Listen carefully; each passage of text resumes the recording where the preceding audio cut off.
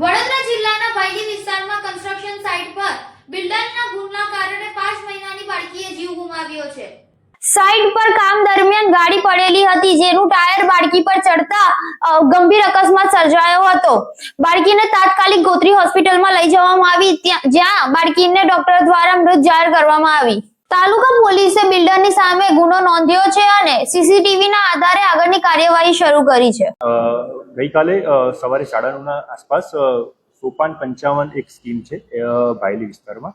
ત્યાં એક જીત પટેલ કરીને જે ઓનર છે જે સાઇટના, એમના દ્વારા ઇનોવા ગાડી લઈને અંદર આવતા હતા, ત્યારે એક બાળકી હતી, એને પર ટાયર ફરી વળતા બાળકીનું ત્યાં સ્થળ પર જ મૃત્યુ થયું છે।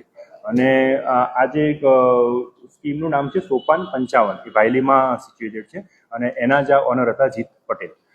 ઘટના જે બની એના બાદ દીકરીને હોસ્પિટલ લઈ જવામાં આવી અને દીકરીને મૃત જાહેર કરવામાં આવેલી હતી। ત્યારબાદ આ જે બિલ્ડર જે છે એ ત્યાંથી ભાગી ગયેલ છે અને પોલીસની અલગ અલગ ટીમો દ્વારા સીસીટીવી ફૂટેજની ચકાસણી કરવામાં આવી રહી છે અને આ જે એક્યુઝ છે એને પકડવાની આગળની કાર્યવાહી ચાલુ છે।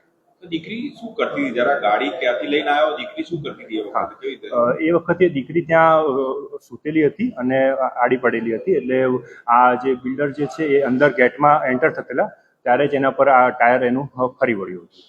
સ્ટીરિંગ પર કાબુ ગુમાવી દીધો કે આટલું બધું સ્પીડમાં ગાડી હતી, શું હતું? એ સીસીટીવી અત્યારે પોલીસ ચેક કરી રહી છે અને એ તપાસમાં આગળ જે ડિટેલ આવશે આપણી સાથે પણ એ શેર કરીશું। યસ, બિલ્ડર જે છે જીત પટેલ એ પોતે જ આ ગાડી ચલી રહ્યા હતા। Yes, thank you sir.